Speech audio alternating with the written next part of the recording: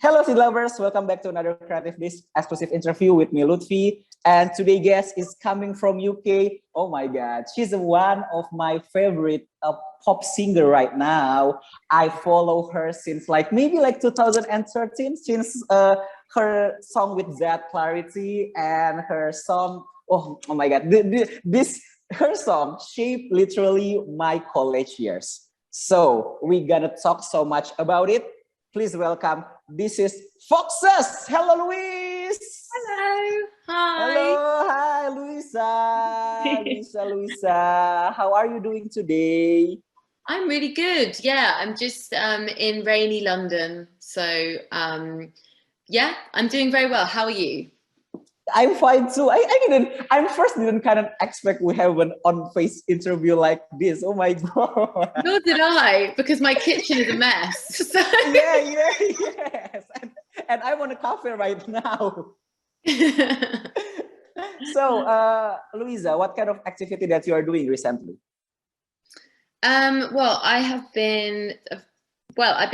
just released a new single, so I've been doing quite a lot of promo like this, so lots of interviews, and I've also been doing some writing as well, because I don't really stop writing. I'm just continuous with it. So yeah, I've been doing lots of that, and I actually just got back from boxing, so I've been doing quite a lot of boxing recently.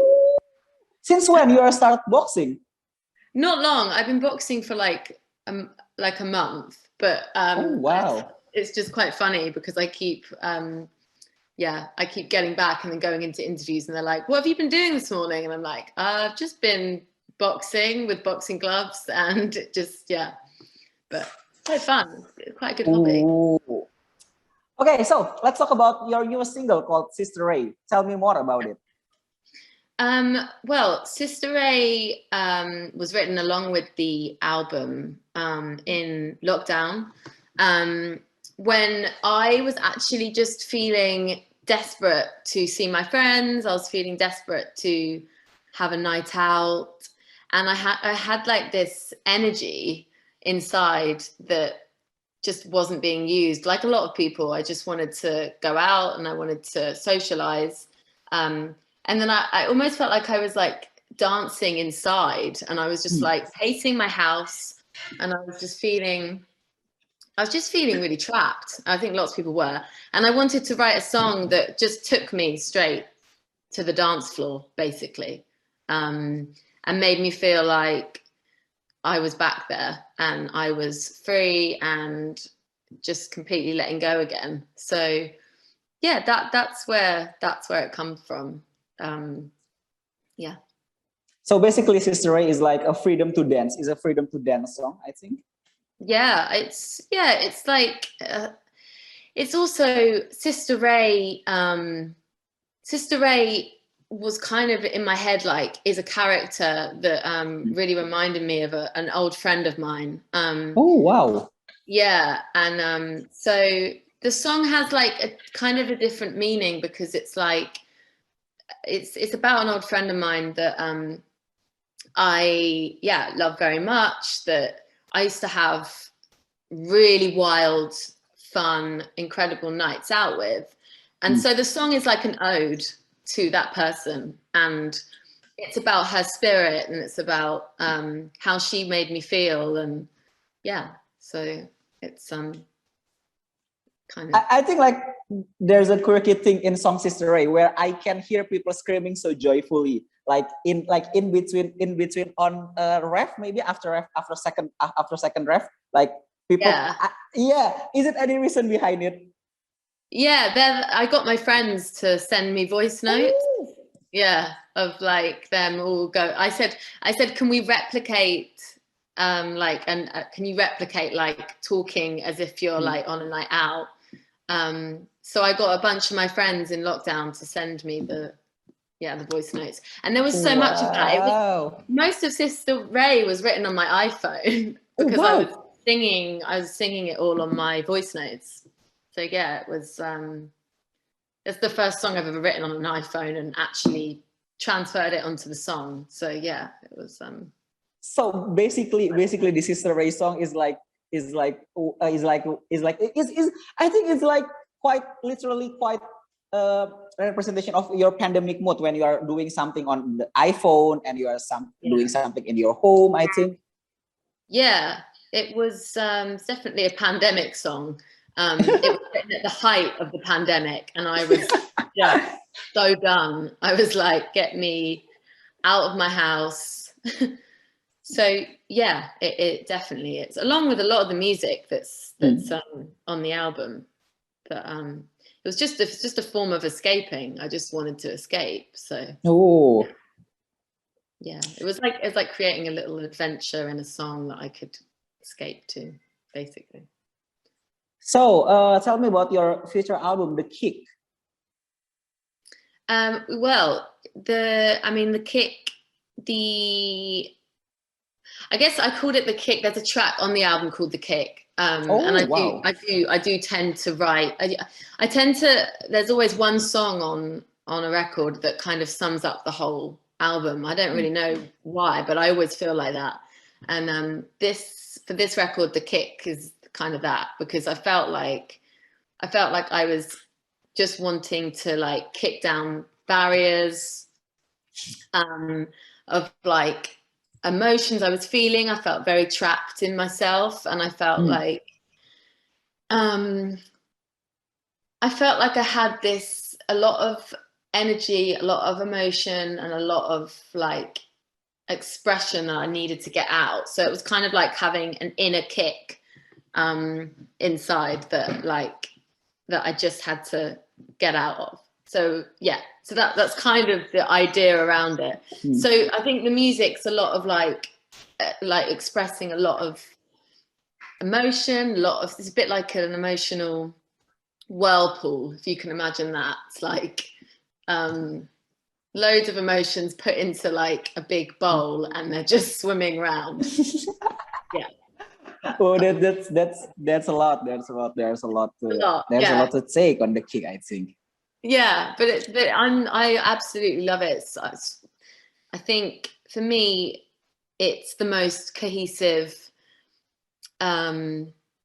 interesting work I've ever done. So I'm really proud of it. I feel like it's having a third record is like a really it's quite a kind of a place to be, because I think you do feel like you've done a lot to get there. So yeah, I feel like I feel like it's so like how like I follow your music since a long time, since your first album. It really like I really like your first album, and I follow you through All I Need, and everything you do in your album is always different. So how can you achieve that, the different themes between your album? Because the difference is kind of hard in the pop world. Well, I think they're always going to be different, because you're always going to be going through different things, and I tend to write in a really therapeutic way. So like whatever's happening in my life, I'm like taking it in and putting it out into music. So it's just like this kind of in out thing. It's like breathing in and out. So it's always going to feel different. I'm always going to be going through different feelings, different changes, and I think that's what makes it different. And I don't really tend to think about like I try not to think about what everyone else is doing. I try to just kind of come from a place of like,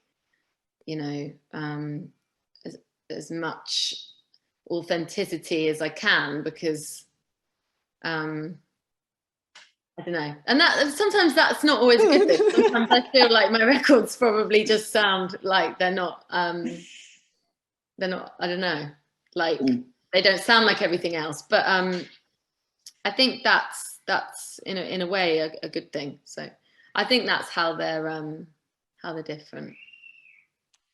So I kind of shocked when you move from major label to indie label, and I think like your indie label era is very, very more expressive, more spontaneous and more vibing. I think like there's so many groovy track in your indie label era. So how's it feel when you are in independent path right now?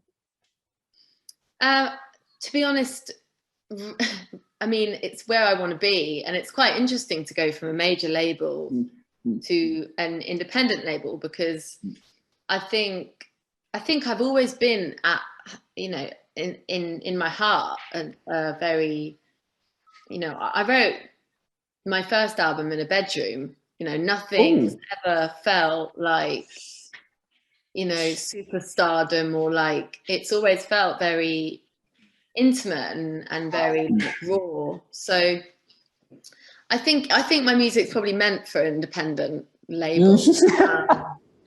Yeah, I just think it is. But you know, and I didn't really feel. I don't think I suited a major label, but I think I love my current label, and I think that I just feel yeah, much more like able to express, you know, myself, and I feel like I've got a lot of creative support. Yeah, and I think it's the right home. So yeah, it's good. It's nice. It's kind of glad to hear that, I think. Yeah, it is. It's been a ride. So it is interesting going from a major, like they're completely different, you know, ball games. But I feel a lot more settled now with, you know, the label I'm with, and in a way there's a lot of pressure off, because I didn't. Yeah. Anyway, I'm saying too much now. It's all right. Because you're not even asking the questions, and I'm like, ah! No. I think it's like it's makes you different from other pop artists. I think you play with more honesty, and I think that's the reason why I still like you right now. It's like, you know, the honesty things. You know, all of your career is like not bombastic pop, but it's kind of good. So, okay. To be honest, everybody knows, including me, knows you when you are collaborating with Zedd on Clarity. Like, can you recall the story when the song gotten so big and it catapulted your career? Can I? What? Oh, yeah, okay, sorry. Everybody knows you, including me, from when you are collaborating. Yes, the Clarity. So, can you recall that story when that song got so big? Yeah, I mean, I definitely can. It's like, it's insane. I think one of the funniest things, so I was in London, and the song hadn't really blown up here. Like, it just hadn't, and it didn't really. But so I was here, and I had no idea that it was getting, you know, it was just flying around the world, and everyone was listening to it. I didn't know that.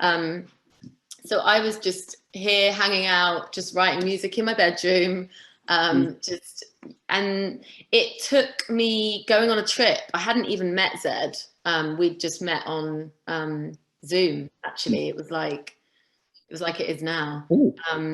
But I ended up flying over, and I was at like a vintage market, and I just remember being at the beginning of this market, hearing Clarity in one stall, walking like 10 seconds forward, hearing Clarity in another stall, and then walking another 10 seconds, hearing it again.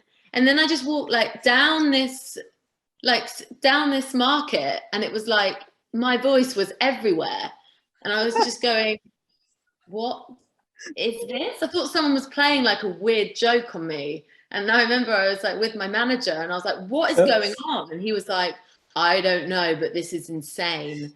And then, and then from there, it was like every radio station was playing Clarity. And then I just could hit but it was only when I went to America that I heard my voice everywhere, you know. So it was funny. It was like I wasn't really aware of it, but everyone around everyone else was doing it. So I mean, incredible. It was unbelievable. I was I am just like a kid writing music in a bedroom. So it's not, it was so wild. Oh. Yeah, it was mad. Okay, so Louisa, mention 5 things we didn't know about you. That's no pressure. 5 things you didn't know. Oh God, when someone says that, I can't even think of anything. Like favorite movie, it's alright. Favorite movies, favorite book, favorite TV show, favorite music. All right. It's alright. It's alright. It's okay, alright. it can be okay, fine. So 5. I'm just trying to think of some interesting things though, because there probably are. Probably, I hope so.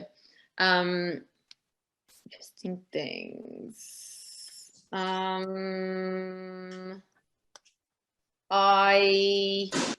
I don't know. I have a dog called Hero. I don't know if anyone knows that. Very cute dog.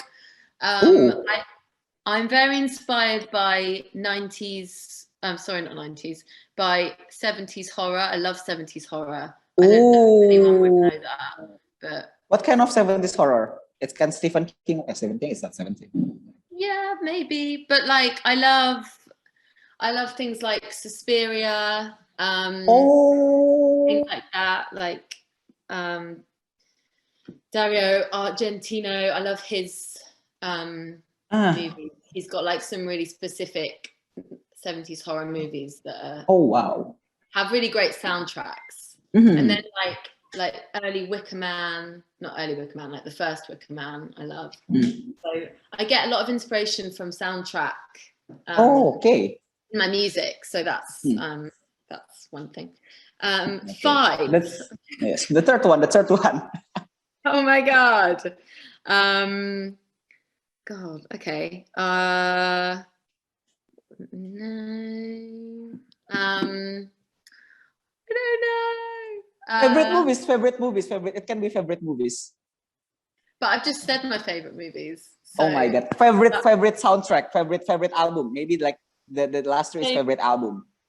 I love Kate. Well, my favorite album is probably Hounds of Love by Kate Bush, because my mum. Me too. Yeah, that. My mum used to play it growing up, so it reminds me of growing up and feeling safe, but also it's amazing. What else? There's definitely something interesting, and I can't think. I can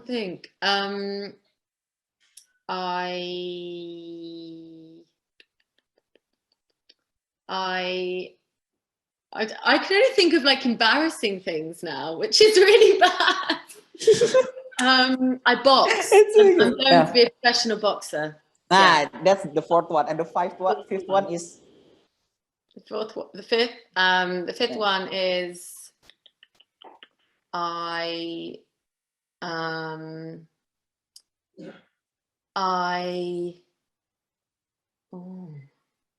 my God, I'm trying to think of it. Let me okay.